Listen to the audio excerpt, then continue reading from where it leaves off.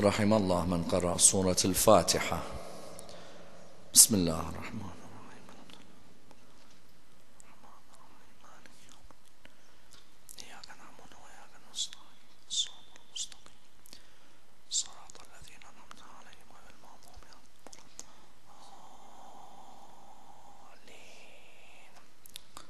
بسم الله الرحمن الرحيم. الحمد لله رب العالمين، والصلاة والسلام على سيدنا وعظيمنا وحبيب قلوبنا وشفيع نفوسنا أبي القاسم محمد اللهم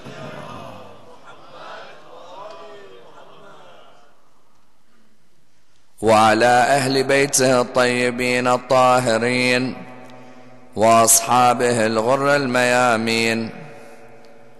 الحمد لله الذي جعلنا من المتمسكين بولاية سيدي ومولاي علي بن أبي طالب. اللهم صل على محمد وآل محمد. الحمد لله الذي هدانا لهذا وما كنا لنهتدي لولا أن هدانا الله. أما بعد، يقول الله في كتابه الكريم: بسم الله الرحمن الرحيم. وإذ تأذن ربكم لئن شكرتم لأزيدنكم ولئن كفرتم إن عذابي لشديد. The first of our loud salawat in honor of Rasulullah Muhammad sallallahu alayhi wa alihi wa sallam. Allahumma salli ala Muhammad wa Muhammad. The second in honor of Amir al-Mu'mineen Ali ibn Abi Talib. Allahumma salli ala Muhammad wa Muhammad. The third with your loudest voices in honor of the Imam of our time, Imam Sahib al-Asr wa Zaman. Allahumma salli. Respected brothers and sisters, Assalamu alaikum wa rahmatullah wa barakatuh. The verse in question, verse 7 of chapter 14 of the Holy Quran, discusses one of the highest spiritual acts within the religion of Islam, namely the spiritual act of thankfulness, known in the Arabic language as the act of shukr. You find that this is revered as one of the highest spiritual acts, as well as one of the highest spiritual states within the religion, and indeed is viewed as one of the highest spiritual acts in all world religions today. As in, if someone was to study Buddhist scripture or Hindu scripture or Jewish scripture and indeed Christian scripture, you'll find that the heart of all of these scriptures is that the highest of personalities is the one who is thankful for the blessings that surround them. For example, if you were to look within the Bible, if you were to see the way Paul counsels the Thessalonians, he says to them that the way of Jesus, son of Mary, is that we are thankful to God in all circumstances. That the highest of human beings spiritually is someone who is thankful to God in all circumstances that they may face in their life. Likewise, if you were to look at the Psalms and the supplications within the Psalms, you'll find that many of the supplications have an undertone. The undertone being that one should be thankful to God with whatever they face. And therefore you find the religion of Islam is no different. That the religion of Islam states that the highest level spiritually a human being can reach is the level that they are thankful in the face of anything that they face, be it a blessing or indeed be it a calamity. And the way we display this thankfulness may differ from one person to another. As in, some of us may be thankful of something in our heart. Some of us may profess this thankfulness with our tongues. Others may be thankful through their acts of worship. The methods within which we are thankful and by which we are thankful differ from one person to another. You find, however, that sometimes within our busy lifestyles, we may reach a level where we begin to be complacent about the blessings that we have. As in sometimes, because of our busy lifestyles, you find we may go a whole day without saying shukran lillah. Or we may go a week without saying shukran lillah. Or we may go a month without saying shukr. Or a year without saying shukr. Why? Because sometimes we take these blessings for granted. Tonight, let's examine the concept and the act of shukr within Islamic thought and see the different analysis which the spiritual masters have opened up in relation to this key act. Let's examine it in a number of stages. Number one, what did God mean when he said, the more you thank me, the more I increase my favors upon you? What is the meaning of this, and in which context was this revealed? Number two, how important is reflection on the blessings of God when it comes to spiritual as well as physical well-being? Number three, if we want blessings to remain in our life, then how important is thankfulness to ensure they remain? Number four, what did the Prophet say alongside thankfulness makes complete iman? Number five, did Ahlul Bayt ever look for thankfulness, or were they always in a position where they sought the pleasure of God, not the creation? And number six, what is the highest state of the thankful? And what is that state which they call the elite of thankfulness? Let's discuss that and seek to dissect this topic in depth. As we said, the verse in question is from verse 7 of chapter 14 of the Quran. The verse, its context is quite interesting. As in, when you read the verse, what does the verse state? And publicly announce that if they are thankful, we will increase the favors upon them. When this verse was revealed, the question arises, for what incident? The incident refers to the children of Israel with Prophet Musa alayhi salam. Please bear with me on this point. The children of Israel, as we know, faced many a calamity in the time of Pharaoh. You find that the children of Israel were facing oppression and hardship in the time of Pharaoh. Nabi Musa alayhi salam knew very well what they faced, as in Pharaoh, from the day he was told about the soothsayers and their prediction that a male will overtake his kingdom. Pharaoh decided that these children of Israel, any newborn males that are born in Egypt, are to be killed. As in, you found that he literally went on a killing spree. In which way? In that 1 year, what would they do? In that 1 year, you would find that what would they do? They would come forward and they'd kill any of the newborn males.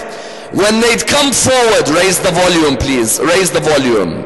When they'd come forward and kill these newborn males, why? Because the magicians, what did they say? The magicians came forward and said,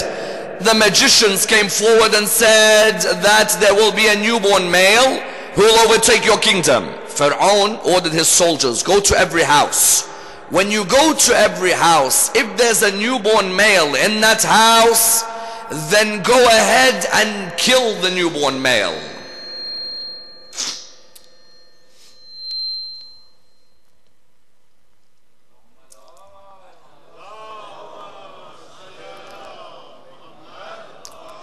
If there's a newborn male who is born within the houses, go ahead and kill the newborn male. Do not let any newborn males come into this land. Someone asked the question, if Pharaoh went ahead and killed all the newborn males, then how did we have men grow up in Egypt? As in, surely if you kill all the newborn males, nobody will be born. No, what Pharaoh decided was, 1 year we'll kill any newborn male. The following year we'll let them live. The following year you let them be born.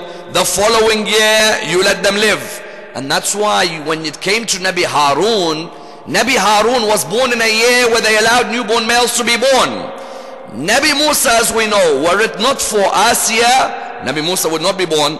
Asiya saw the baby Musa in the cradle. She said to Pharaoh, you know we have no children. I beg of you, allow us to have this Moses as our child. Pharaoh loved her that much that he said, okay, very well. you're allowed to have this child, but I'm going to watch every act of this child. Eventually, of course, Nabi Musa is able to defeat Fir'aun. When Nabi Musa is able to defeat Fir'aun, Allah gives a victory to the children of Israel from which they could never imagine. As in, these people were getting killed every day. You found that they were then able to cross the Red Sea, and that Nabi Musa crossed with them. Pharaoh drowned within the Red Sea. Verse 6 of chapter 14, what did it say? It said, O Musa, remind the children of Israel of the favors I bestowed upon them. Here there is a key point. What is?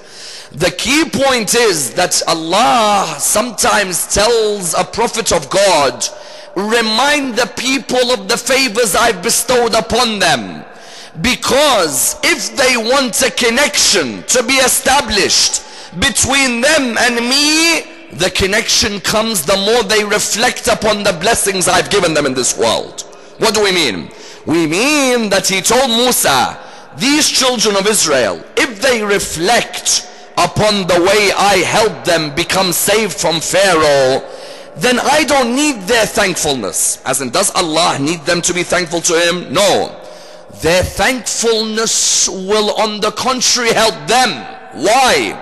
Because when they remember what I've done for them, then there will be no complacency that will affect their people. Because what happens to some of us as human beings? Sometimes as human beings, we may go through times where what? One thing happens in our life which is troublesome. You see us suddenly start complaining. As in, how many of you have hung around with people who all they do when you socialize with them is complain? How many of you? You find sometimes that when you sit with them, I hate life, I hate college, I hate uni, I hate work, I hate my mother, I hate my father, I hate my... Is there anything you like then or no? As in, those types of people, what are they? Those types of people are the type who you need to sit with and remind them of God's blessings. Why? Because the moment we actually begin to ponder over how many things God has blessed us, in contrast to the areas He's not given us, then the only conclusion we'll reach is that we should perform shukr of Allah subhanahu wa ta'ala. Honestly, as in, if you were to all ask yourselves in your life, if you were to draw a checklist of all the things Allah has given you and what Allah hasn't, isn't there more things Allah has given than He hasn't? Honestly. As in, if now I was to draw a checklist of my own life, Allah subhanahu wa ta'ala, if I remind myself, notice what the verse says, Musa, remind the children of Israel. As in, many times Allah tells us that the key to thanking me is reminding yourself of what things I've given you in life. If I were to look at the checklist, Allah gave me a father. Others may not have had fathers who they met. Allah gave me a mother. Others may not have met their mother. Allah allowed me to breathe. Allah let me see. Allah let me smell. Allah let me taste. Allah let me hear. Allah let me walk. Allah let me talk. Allah let me be able to think and reflect and ponder and contemplate. Already I may have put a checklist of 20 things, isn't it? Let's see what Allah hasn't given me. Allah subhanahu wa ta'ala, for example, never gave me the height of being 6'4". For example, sometimes I ponder, I say, I wish I was 6'4". Or why did Allah only make me 6'2"? For example, trying to give myself benefit of the doubt. You find maybe that's an area Allah didn't give me. Allah, for example, didn't give me the ability, for example, to have an enormous amount of wealth to give the whole world and to help different causes. The point is, I'm struggling to name things Allah didn't give me. You find the context of the verse, what was it? The context was that Allah was telling Musa, Musa, tell the children of Israel, remind them of what blessings I've bestowed upon them. And then publicly announce, if they are performing shukr, I will add to these favors. Subhanallah. You'd think that he would say, perform shukr, you are good. No. لَإِن شَكَرْتُمْ لَأَزِيدَنَّكُمْ. If you are thankful, I'll add. You know why? Because that human being who has sat down and reflected upon what I've given them, if they say shukr to me, I want to give more to that human being. Why? Because that human being's relationship with me is a relationship I want to see in every member of his community. And the more that human being rises, the more the people will take him as an example. The basis therefore of this verse was what? Was that Allah subhanahu wa ta'ala has a particular way in the Quran. He tells us the more we ponder over the blessings He's bestowed upon us, the closer our relationship would be with Allah subhanahu wa ta'ala. I remember Abu Hashim al-Ja'fari came to see Imam al-Hadi, salawatullah wa salamu alayhi.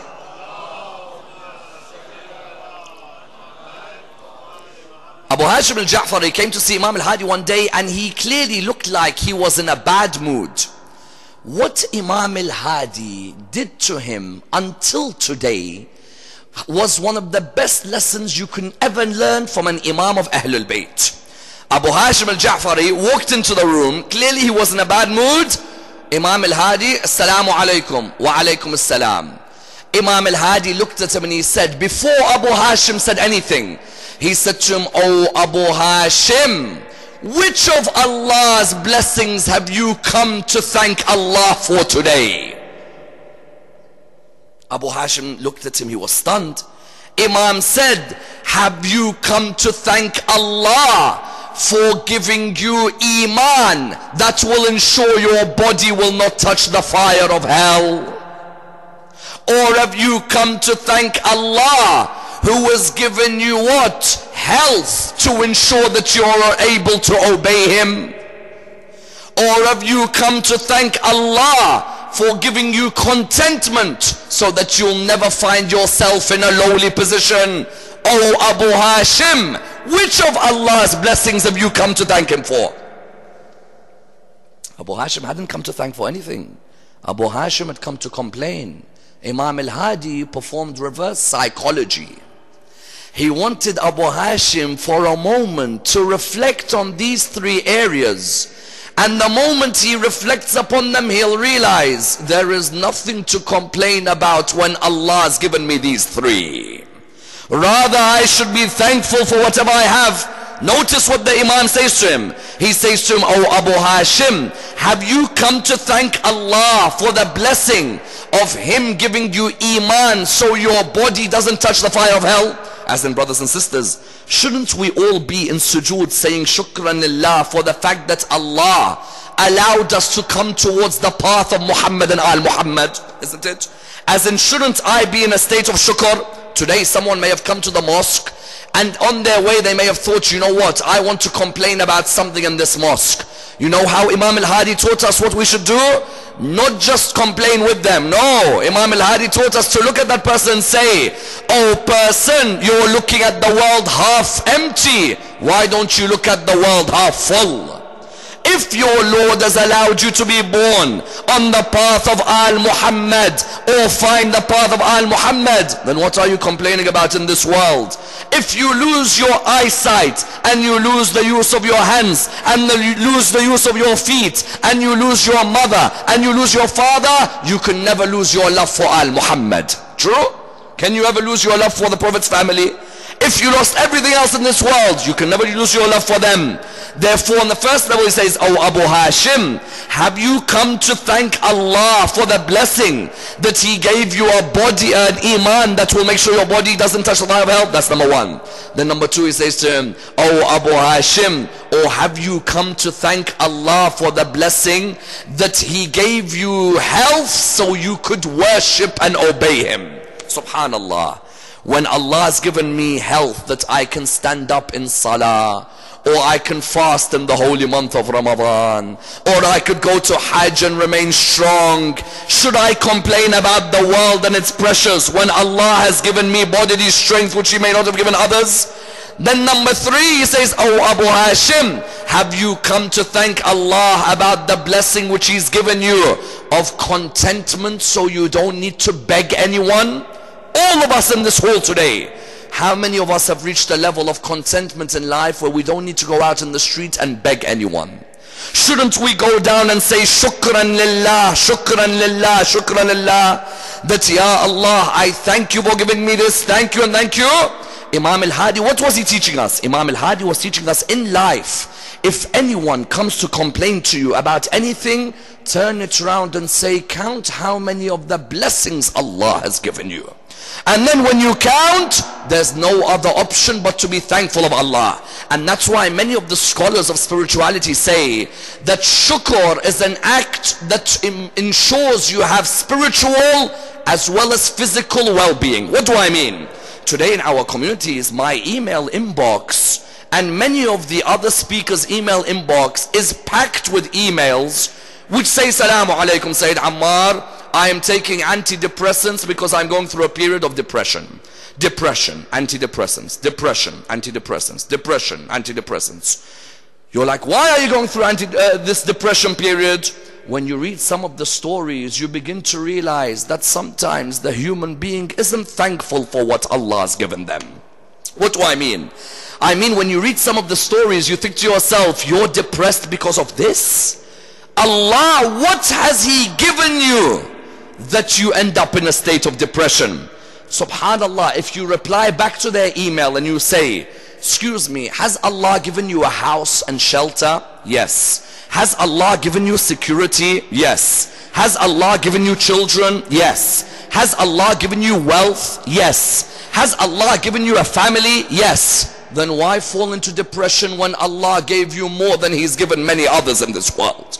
I tell you that sometimes in our communities this rise in depression has got nothing to do with real depression. It's more complacency and a lack of reflection on the bounties of Allah subhanahu wa ta'ala. If a person sat back for a moment in their life and reflected upon the bounties of Allah, I tell you, you wouldn't reach a level of depression. On the contrary, you go in the streets of Africa or the slums of Bombay, or you go towards some of the orphanages in Iraq, go there, then you'll realize, subhanallah, I am actually much better off than what some people are facing in this world. But the problem for us is what? Is that sometimes we become too complacent. Number one, we start a method of keeping up with the Joneses. How comes they have this, they have this, they have this, they have this, but I don't have that, and I don't have that, and I don't have that? That starts to cause trouble for us. Number two, there's a complacency that occurs where we don't reach that level of contentment where one of these blessings is enough to thank Allah subhanahu wa ta'ala. Sometimes in life, Allah gives you health, that's enough for you to be out of depression. If Allah gives you wealth, that should be enough. If Allah gives you children, that should be enough. If Allah gives you a good wife, that should be enough. I remember Mirza Baqir Zanjani, one of the closest friends of my grandfather, and Sayyid al-Khou'i, when they were all together in the Hawza in Najaf. Mirza Baqir, my grandfather, and Sayyid al-Khou'i, all of them were together in the Hawza in Najaf in its heyday, in the 70s and 80s. You find Mirza Baqir Zanjani, the scholars refer to a story about him. A story which highlights that if you actually reflected upon your life, you'll actually realize Allah subhanahu wa ta'ala, even if He just gives you a good wife, that's enough to be thankful for the rest of your life. Mirza Baqir, his wife died. When his wife died, the scholars of Najaf came to console him. When they came to console him, the narrations mention that he looked very sad. He looked very unhappy. The scholars came to him and said, Maulana, you are one of the biggest ulama in Najaf. But we are surprised. We've never seen you so sad. We know your wife's died, but surely you'll have patience. He replied, a wife like that is truly a ni'mah from Allah subhanahu wa ta'ala. I said to him, what do you mean? He said, at the time in World War II, when we were young students here, in World War II, and the world has all been affected. He says at the time, many of the people were stocking up on tea, on biscuits, on bread, on rice. He said, I was simply a student. I didn't have anything to stock up. And I knew that I had a wife and I had children. And that this wife, I knew she was waiting for me to stock up, but I don't have any money. Said that, so therefore I was waiting to approach her, thinking, what am I going to tell her? He said, she saw me that day. She looked at me. She said to me, Maulana, you are my husband. What is it that's troubling you? He replied, do you know what it is that's troubling me? I said, no. She said, no. He said, do you know what's troubling me? I wish I had some money to go and stack up on rice, to go and stack up, for example, on bread, to go and stack up on other areas, but I don't. She said, how much money would you have needed to do this? He said, I'd need 100 dinar.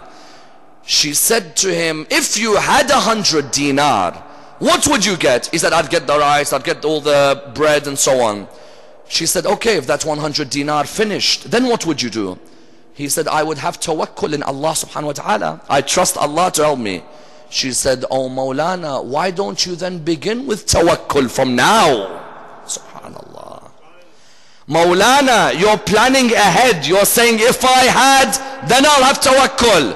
Why not begin with tawakkul and Allah will give you? He said, a wife like that, when she dies, then I reflect upon this and I say, shukran lillah, that Allah gave me a wife like that. What else would I want in this world? When Allah has given me a wife who tells me I have tawakkul, then all I should do is go down in sujood. Therefore, what do you find? You find that Nabi Musa, in the context of the verse, what was he highlighting? He was highlighting that if ever you want to reach a level of having the highest spiritual state within this religion, then reflect on how many things Allah has given you and your family. The moment you do that, there will be no other act but going down in prostration to Allah. And that's why Rasulullah and the Imams highlight something quite beautiful in one famous hadith. Imam al-Sadiq salawatullah wa salamu alayhi. Imam al-Sadiq, do you know what he says? He says to his companion or to the scholar Sufyan al-Thawri, he says, oh Sufyan, if there is a blessing and you want it to remain in your life, do you know what you should do? He said, what, oh Imam? He said, constantly increase your shukr of Allah and your hamd of Allah subhanahu wa ta'ala. As in, sometimes in life we take certain blessings for granted. We see our mothers and our fathers every day, isn't it? Every day you see mom and dad, every day in front of you. But there's going to be a day where you're given the news your mom or dad has passed away, isn't it? The Imam tells Sufyan, oh Sufyan, if you want a ni'mah in your life to remain with you forever, for it to remain with you while it's with you, then constantly perform shukr and alhamd. Meaning what? Constantly say shukran lillah, constantly say alhamdulillah. And that's why you find that the greatest of prophets of Allah subhanahu wa ta'ala, on many occasions, if there was ever a troublesome time that they faced, they would never leave the statement of shukr or alhamdulillah rabbil alameen. I tell you, read the hadiths of every prophet of God. Whatever trial they go through in life, they're always in sujood saying shukran lillah and alhamdulillah. Imam says to Sufyan, oh Sufyan, you want a ni'mah to remain and for it not to leave you? Then say shukran lillah and say alhamdulillah. That's why the verse said, la in shakartum la azidannakum. If you give shukr, I'll increase. Wala in kafartum inna adhabi la shadid. However, if you reject my favors or you neglect them, then my punishment is severe. Subhanallah, in the Quran, whenever you see the word kufr, you see the word shukr. In the Quran, go and analyze the verses which say kufr. Next to them you'll see shukr. It's not a coincidence that these two words are similar. Kufr, what does it mean? Kufr means rejection of something. Shukr means gratitude for something. In life, either you're the type of person who rejects the blessings of Allah with your behavior, or you're a type of person who shows gratitude for what Allah has given you. How many times in the Quran you see the word kufr and shukr together? As we said, this verse says, la in shakartum la azidannakum wa la in kafartum inna adhabi la shadid. In another verse in the Quran, هل أتى على الإنسان حين من الدهر لم يكن شيئا مذكورا إنا خلقنا الإنسان من نطفة أمشاج نبتليه فجعلناه سميعا بصيرا إنا هديناه السبيل إما شاكرا وإما كفورا. Either man is grateful or man is ungrateful. Imam al-Sadiq says, if you want a ni'mah to remain with you, increase in your shukr and your hamd. That's why whenever you read the story of Prophet Ayyub alayhi salam, there is one striking aspect of this story. Whatever he goes through, he says shukran lillah, alhamdulillah, subhanallah. And the lesson from this story is phenomenal, because you know Prophet Ayyub alayhi salam was the richest man in his area. He owned the most land in his area, and he had 10 children, and he had a beautiful wife. Shaitan in a conversation with God says, this Ayyub only thanks you because you've given him so much in life. You know, sometimes if man's given a lot, they thank. The moment you take from them, they start complaining. He said, Shaitan said to God, this Ayyub says shukr and hamd because you gave him a beautiful wife, and you gave him 10 children, and you gave him great wealth. I'm sure if you took all of them away, he will never say shukr again. Allah said, do it. He said, what do you mean? He said, take it all away. I give you the option. He said, what do you mean take it all away?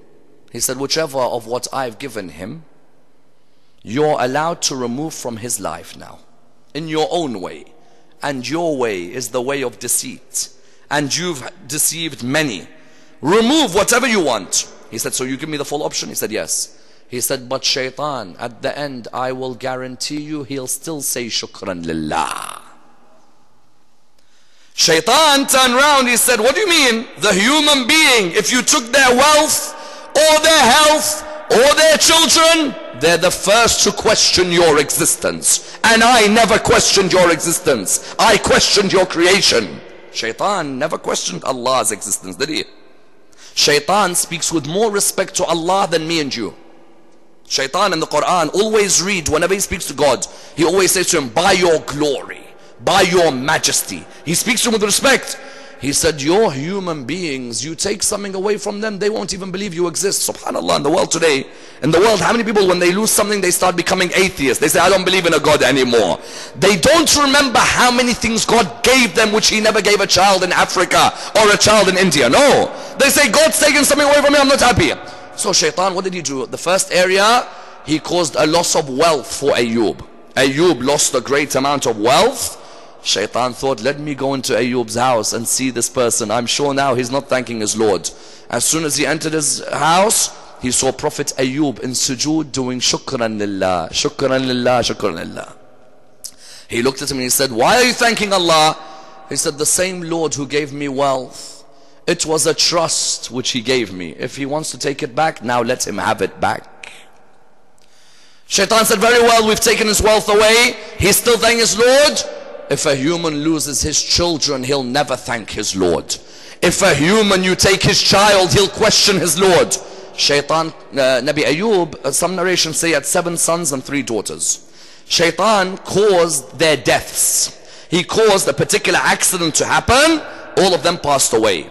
He thought, let me go into Ayyub's house. I'm sure there's no more shukr and no more hamd. He entered Ayyub's house. When he entered, he saw Nabi Ayyub in sujood. Shukran lillah, alhamdulillah. He looked at him and he said, why are you thanking? He said, the Lord is the one who blessed me with these children. If he wants to, he can bless me with children again. The same Lord who gave me 10, why would I doubt if he wants to at this old age, he may even give me more children. Then he caused what? The burning of the land of Ayyub. Ayyub had vast amounts of land, all of it was burnt. Again he entered and he saw Ayyub in sujood. Shukran lillah, alhamdulillah. Again he said to him, but your land has been burnt. He said, God gave me that land and I trust him so much, I know that he's going to replace that land with better land later on. This time what did he do? He caused the disease to happen to Prophet Ayyub. Prophet Ayyub's whole body became full of a disease, to the extent even the priests of the children of Israel, instead of coming to Ayyub and saying, Ayyub, don't worry, we're with you, they came to him and they said, Ayyub, which sin did you commit? Tell us so we tell God to forgive you. Subhanallah. Ayyub lost his friends, still he kept on saying shukran lillah, alhamdulillah. Shaitan said to him, again you're still saying shukran hamd?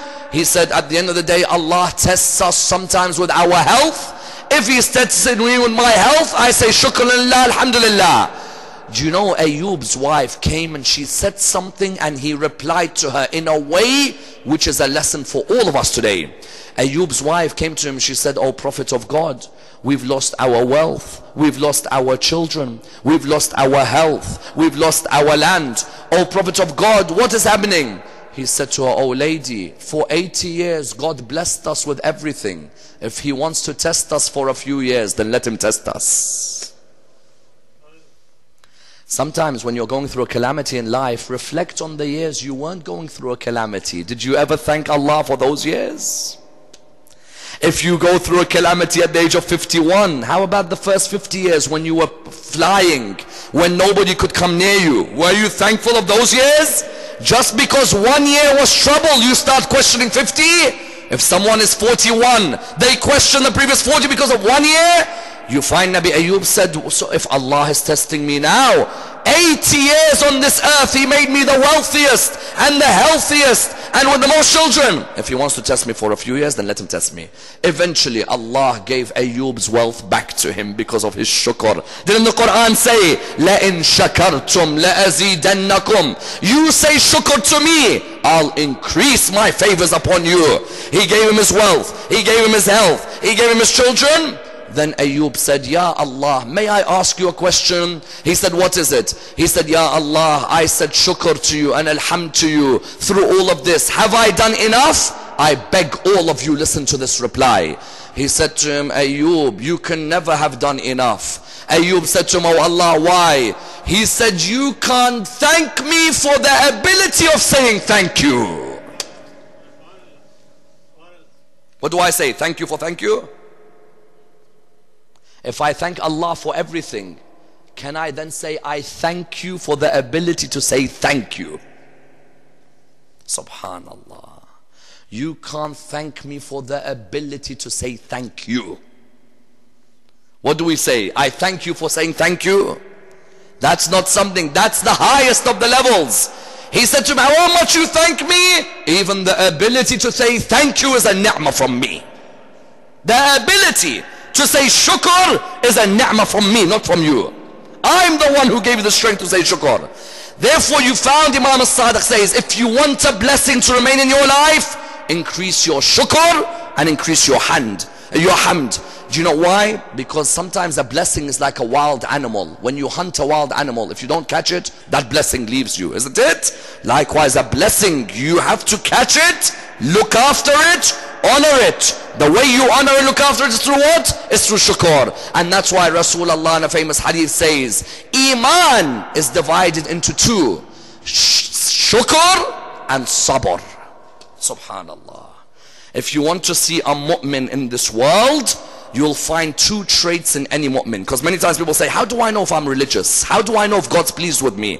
Rasulullah said, if you were to divide Iman into two, it is shukr and sabr. Why? Shukr is when a mu'min, when he reflects or she reflects upon God's blessings, they say, you know what, how generous is this Lord? I can't even enumerate his blessings. But then, when they are tested by Allah, they have sabr. Why? Because they say at the end of the day, he's given me so much. If he wants to test me, I'll be patient with his test. Isn't it?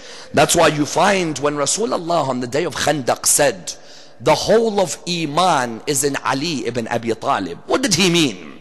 Because many times people say that on the day of Khandaq, when Rasulullah said, the whole of Iman is coming out to fight the whole of Kufr. Remember?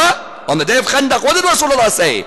When Imam Ali came out to fight Amr ibn Uwaid, Rasulullah said the whole of Iman is coming out to fight the whole of Shirk.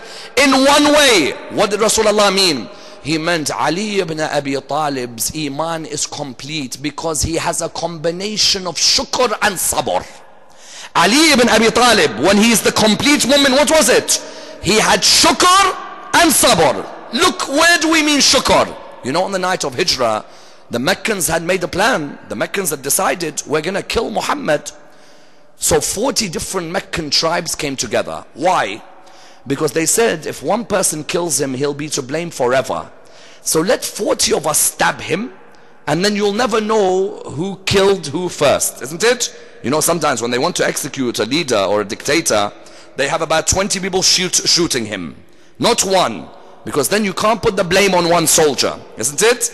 Likewise, Rasulullah, on the night of Hijrah, the Meccans decided what? The Meccans decided that we will all stab him when he's sleeping in the bed. Rasulullah that night, what did he do? Rasulullah that night, he asked Amir al-Mu'mineen, he said to him, "Oh Ali, are you willing to sacrifice your life for the Lord and for the Prophet?" He said to him, "Yes, Ya Rasulullah." "How?" He said, "I want you to sleep in my bed tonight. There is a plot to attack me." Ali ibn Abi Talib looked at Rasulullah, and the words are memorable until today. He said to him, "Ya Rasulullah, will you be safe?" He said to him, "Yes." He said, "Then my soul is sacrificed for yours, and my body is sacrificed for yours." Then he did something which today is an act for all of us. He went down in sujood, and 3 times he said, "Shukran lillah, shukran lillah, shukran lillah." He went down in sujood and he said, "Thank Allah, thank you Allah, thank you Allah for giving me the blessing of sacrificing my life for the religion of Islam." Therefore, on the one hand, Ali ibn Abi Talib had the shukr. On the other hand, he had the patience which he displayed on the day of Khandaq. On the day of Khandaq, that Amr ibn Uwaid, what did he do? When Ali ibn Abi Talib fought Amr ibn Uwaid, he walked away. Some of the people, when they saw him come back with victory, they said, "Oh son of Abu Talib, we saw you walk out of the battle, then walk back in, and then you said Allahu Akbar. Why did you walk out?" Listen to sabr next to shukr. Shukr on the night of Hijrah. Sabr. He said, "As I was about to strike Amr ibn Uwaid spat at me. And I never strike a person who angers Ali ibn Abi Talib. I only strike a person who angers Allah subhanahu wa ta'ala. Had I struck him when he spat at me, then killing him would have been because of my own ego. And the son of Abu Talib does not kill a human being because of his own anger. He kills only for the pleasure of Allah subhanahu wa ta'ala." That was a moment of patience. Why? If me and you had someone spit at us, wallah, we wouldn't leave that person alone for the rest of his life. We would finish that person there and then. Imam Ali, that moment of sabr, he walked away, then he came back in. Rasulullah, what did he say on that day? He said, "The strike of Ali on the day of Khandaq is greater than the worship of every human and jinn until the day of judgment." Why? Because it was a combination of shukr and sabr. Rasulullah said, if you want to be a complete mu'min, then make sure you have shukr and sabr.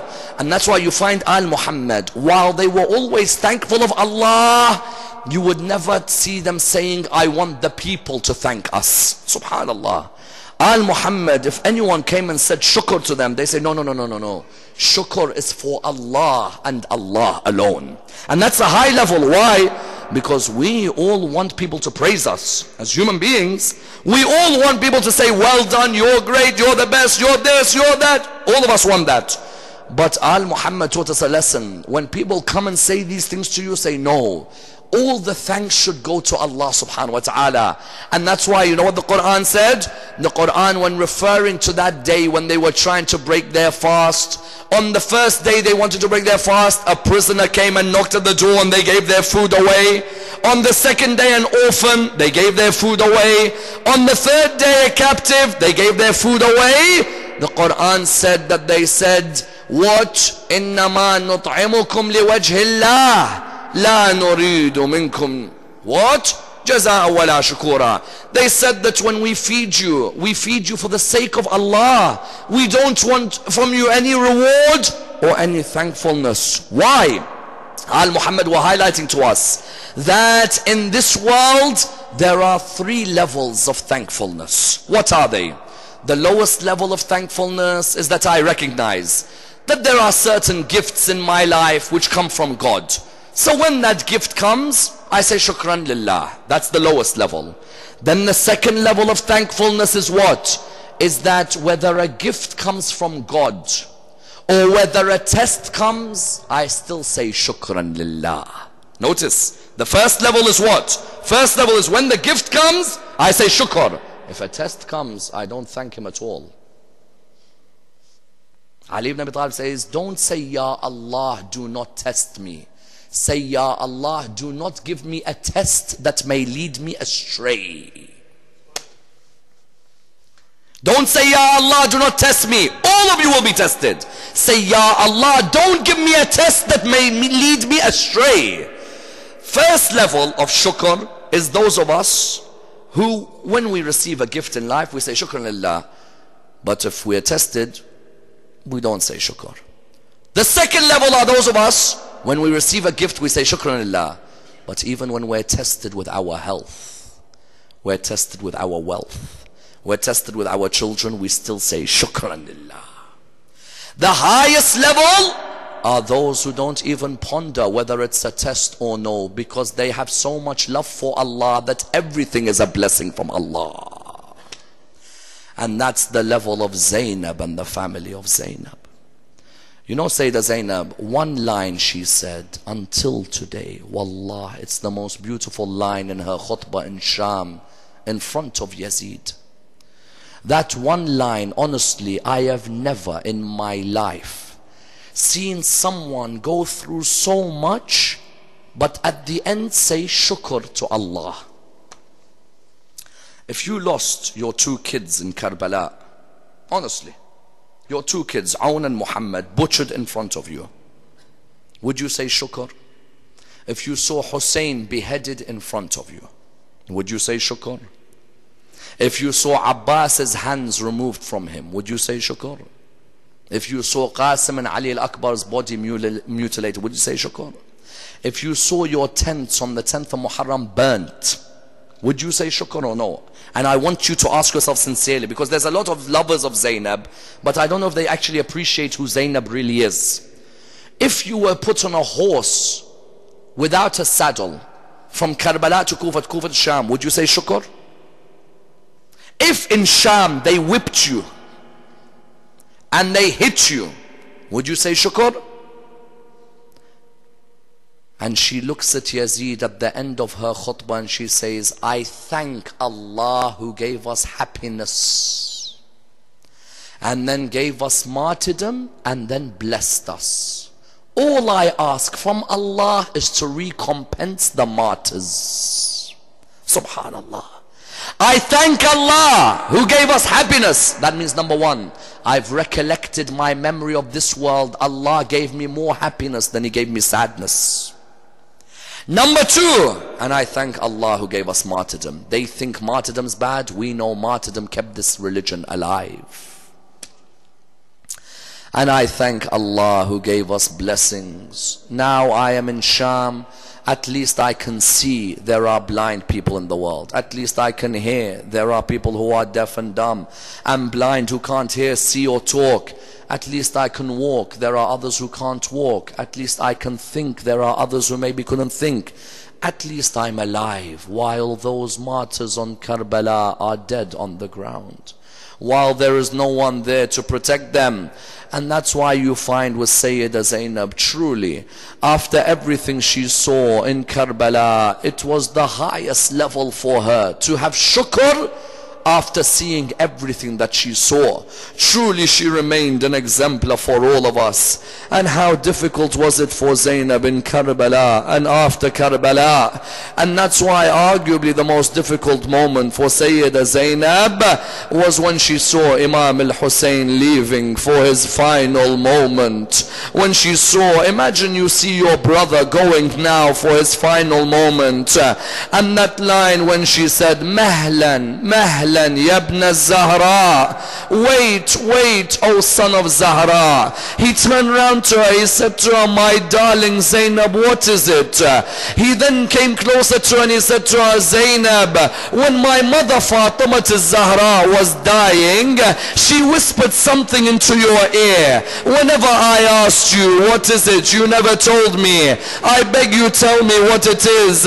She said to him, Aba Abdullah, when my mother Fatima Zahra was dying, she said to me, when Abu Abdullah leaves for the final moments on the 10th of Muharram, I want you to kiss the neck and the chest of Abu Abdullah. She came towards the chest of Imam al-Hussein.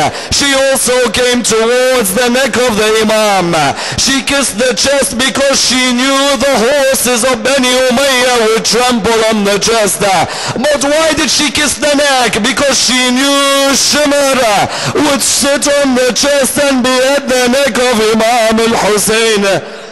That's why one of the narrations mentioned that on the night of the 11th of Muharram, Sayyidah Zainab had tried to put all the children to sleep, all the orphans to sleep. She herself tried to remain awake, but she then tried to sleep. She tried to stay awake, but she slowly fell asleep. From a distance she saw a man dressed all in black coming towards the tents.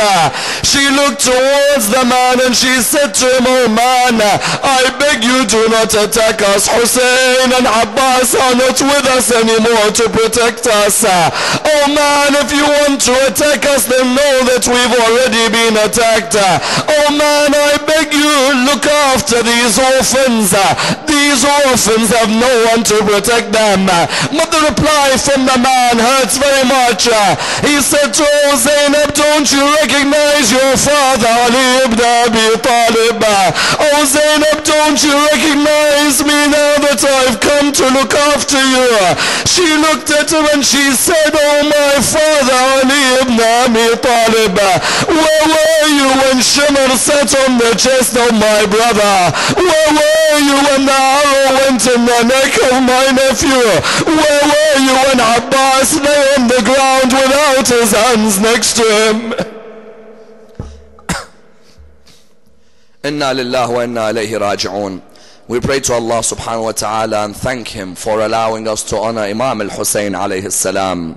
Raise us with the Imam of our time. Allow us to be amongst those who follow his message in this world and the hereafter. We pray for all the originators of this majlis and those whose feet walk towards this majlis. Allow their feet to remain firm on the day when all the feet are slipping on the day of judgment.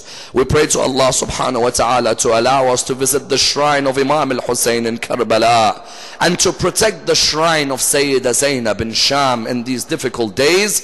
We pray to Allah subhanahu wa ta'ala the Surah Al-Fatiha, but before it the loudest of your salawat.